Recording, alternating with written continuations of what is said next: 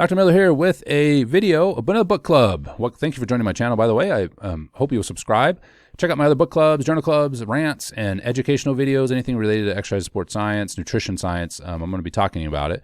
So appreciate it if you like this video, if you end up liking it. Now, this book is a little bit different, okay? It's a little bit different than some of the other books I reviewed. And if you've seen some of the other books, it kind of runs the gamut a little bit. But it's not a training manual. It's not a training book. It's not a how-to nutrition book. But I think before you shut me down, move on to the next video, hear me out. This is an important book, okay? It's an important book, and I'll explain why. If you can hang with me, I'll give you some reasons why you may want to check this book out, and I'll give you an honest review, too, what I think about some of the information. The book is Unsavory Truth by Dr. Nestle, not related to the company. She always points that out, and rightly so. She's written two other famous books. Food Politics being the bigger one. What to Eat is the other one. I reviewed that book on this channel. Now, I'm not like a fanboy of Dr. Nestle. I think she writes some pretty good books. So I think the reason I enjoy her writing is because it's balanced. At least it attempts to be. It's not, do this is because it's amazing and blah, blah, blah. It's like, well, I mean, we don't know. I mean, to me, this is a good sign of a researcher. This is one of the reasons if you're into RP, like Dr. Isertel, if he doesn't know the answer, he'll tell you, I don't know, or we're not sure, or this could be, I hate this word, but this could be nuanced, right? This could be, right? That's honesty. And that's, when you're dealing with human beings, and with so many inputs, you have to be honest that you're not going to be able to nail down things as laws very readily, right? Now, there can be some common things, like creatine seems to work for most people, sure, but it's still not a law, right? It's not something that, like gravity, that you're like 100% sure of. It's always going to happen in the same way all the time in this particular circumstance, etc. You get the point. So this book talks about some of the ethics related to research in particular and how we get information about nutrition. So if you've wondered why, why is it that eggs are bad and then eggs are good? Eggs are bad. I reviewed an article, a research study on, leaving the egg in, it's better for hypertrophy. Okay. Well, then you could get a study that says, well, eggs kill you faster, which is probably true to some degree. Okay, well, you have to balance those decisions. But why is it that there's back and forth? And some of the things that Dr. Nestle tackles is related to good research practice. So that's why I'm saying hang in here and let me explain this book to you. If you don't read it, it'll at least hopefully bring about some critical thinking. In this era we live in, critical thinking is on the decline. I can tell you that. Overall in the culture, it's not doing well. Okay, this book does a good job of framing things to think about. Okay, so number one with research and pertains to research is understanding that most nutrition research is funded by food companies. Now, I think most researchers are ethical people, but you still can have, if somebody gives me $1 million and says, hey, spend this on a project to show, see if what's product that I'm doing is working. Even if I'm like, okay, look, I'll publish whatever I get. So even if it doesn't show great, fine. Well, that's a chance the company will take. But even as a researcher, I might bias the way I construct the study, even if not on purpose, to get a result that will be beneficial to the company. Okay, and Nestle cites stats that the majority of studies funded by research company or by food companies and supplement companies are shed a positive light on the product in which they are researching. Now you could say, well, the product worked. Okay, maybe, but that's a pretty high percentage. Now, this can be due to a lot of reasons. One is unethical practices and biases that maybe not even on purpose, just, someone gives you money. But I think some of it too, and she points this out, is what's called the file drawer syndrome. When studies are conducted and there's no significance, so there's no differences between these groups. This product was this versus a placebo versus a control group. And the product that was supposed to do something didn't do it. That study just gets filed away. We never see it. It never gets published. Or if it gets published and it's a journal that you'll never hear of and never find that information, the media doesn't latch onto that because you can't sensationalize it. This doesn't do anything.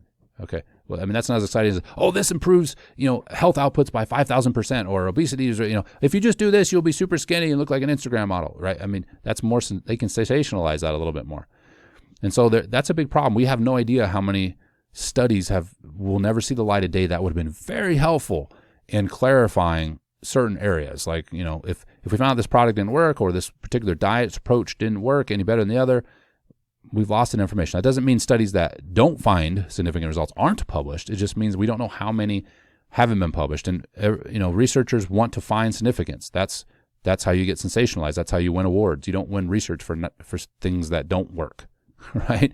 So there's an inherent bias in research that you have to appreciate when you're reading it. What is missing? This is why you have to have a collection, as many studies as possible when it comes to deciphering something. Okay, I'll give you a creatine example.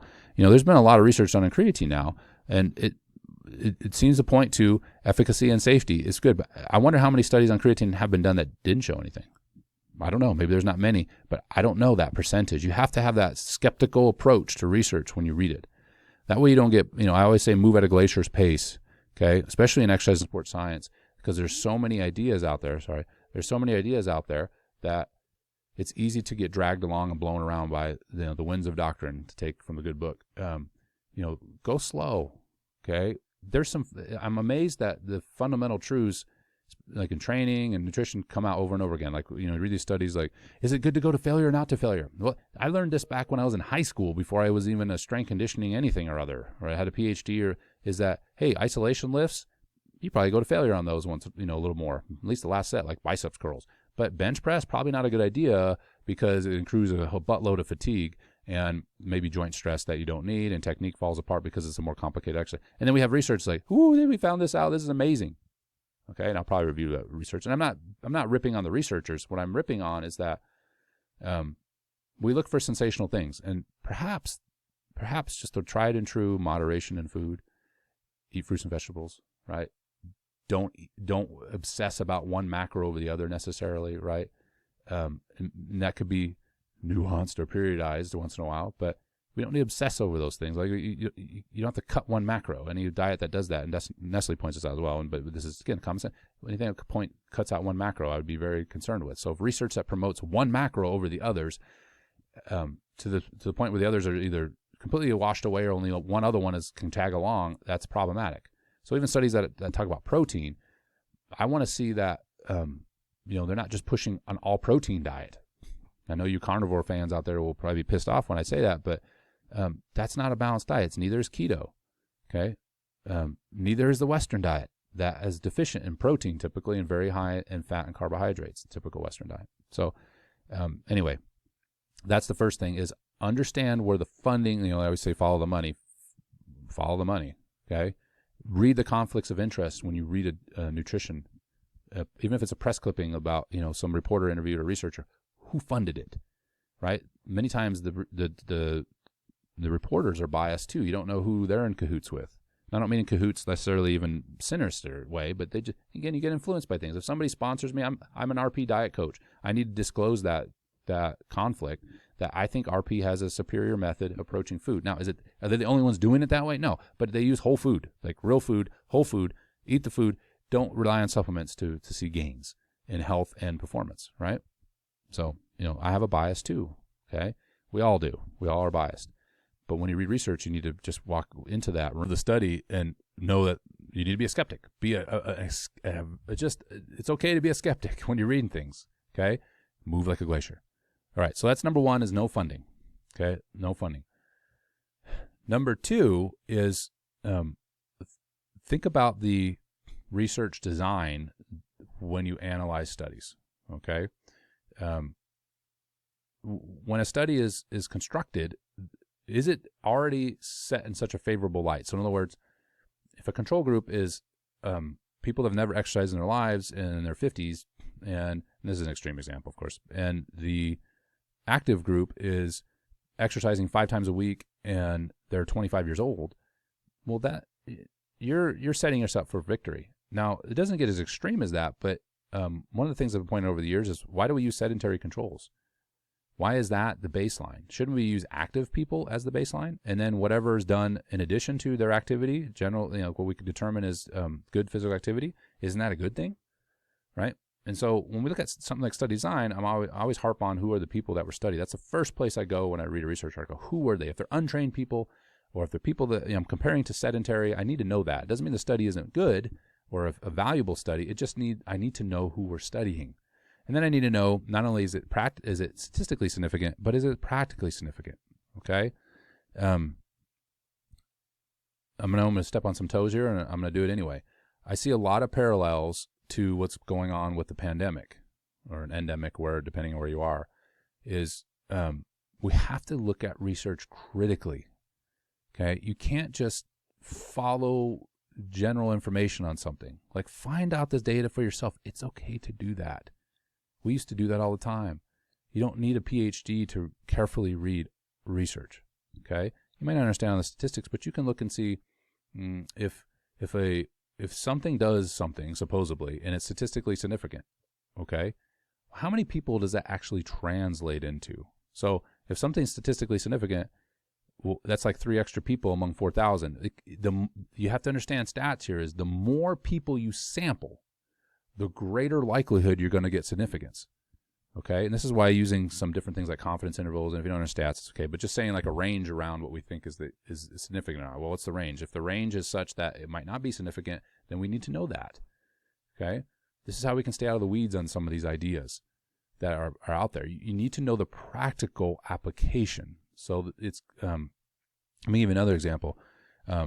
Years ago, I saw an advertisement for a certain shoe, promoted more caloric expenditure, but if you look at the y-intercept, right, the beautiful bar graph, like one graph is a little small, like a regular shoe, and then their shoe burns so many more calories. But if you look at the y-intercept, the actual amount of calories per minute was so minuscule, it didn't matter. Well, what did they do? They had a massive sample size. And just by generating a massive sample size, they got statistical significance, but the actual meaningfulness of it was moot. It was completely moot.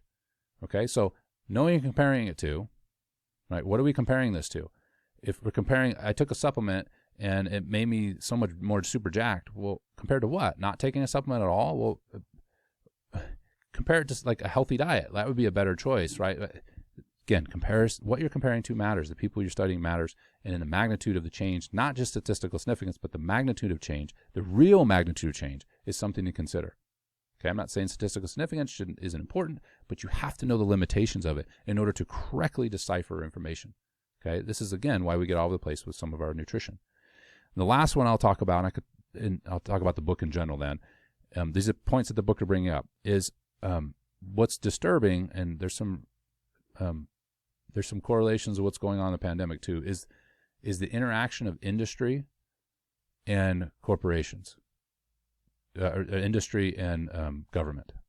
Okay, so the government's supposed to be this third-party arbitrator or somebody that's aloof, right, and can just look from the 30,000-foot view and say, okay, you're unethical, don't do that, or that's a mislabeling, or that's not how that's not realistic, guys. That's just not realistic. Government officials, you've seen this and I'm not trying to make this political, but food is political. I'm not trying to make this political, but pandemics are political.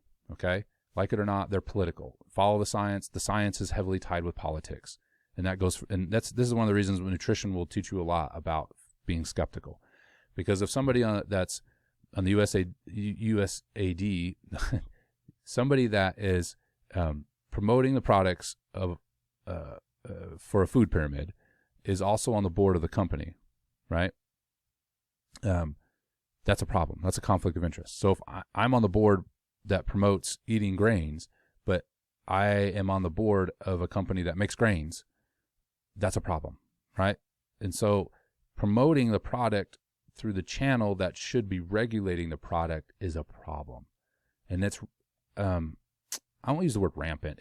I would say it was rampant in the food industry for a while. And so the regulators of food were also people who are supporting us for certain food. This is, this is a problem. And again, I can't help but see with the pandemic, again, I don't want to go down this rabbit trail, but I can't help but see with the pandemic so many parallels, that you have companies and industry being interwoven with government. And that is not a good idea.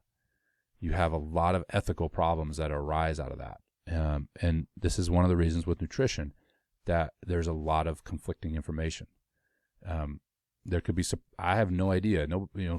Some people do, but what's being suppressed, what isn't, what's promoted, there's government money used to promote food.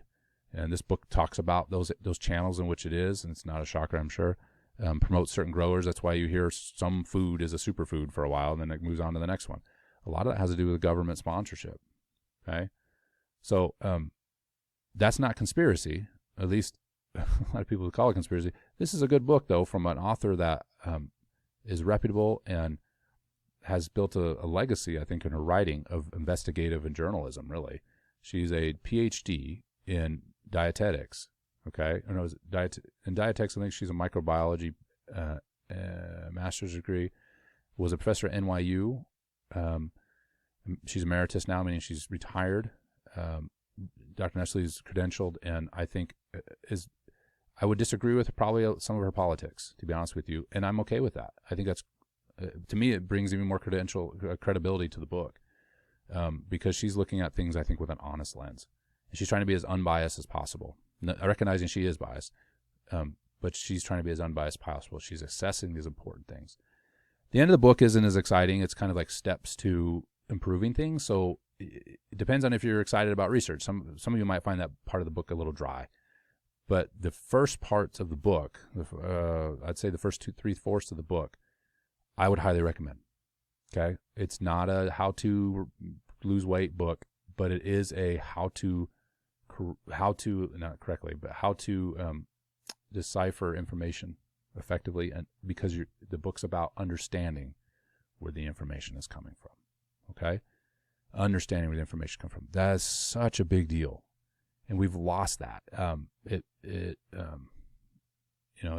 It's frustrating as a professor that critical thinking skills have been in decline. The liberal arts have been in decline, and a lot of that loss of critical thinking is as a result of just taking clickbait and not thinking critically about it and finding the primary sources and then critically evaluating those. Learning should be hard, and modernity has made a lot of things easy. And unfortunately, one of the things that's tried to make easy is learning, and that's not going to work out well in the long run. So anyway, sorry to be a Debbie Downer there. I think I'm discouraged by that many times. I don't. Yeah. Anyway, I'll leave it there. I'll see you guys in the next video. Maybe something a little more cheery. We'll talk about like biceps curls or something. Because I like bicep curls. That's not a joke. I really enjoy biceps curls. Maybe I'll make a video on it. All right. See you in the next video. Check out my other books. And thanks for watching.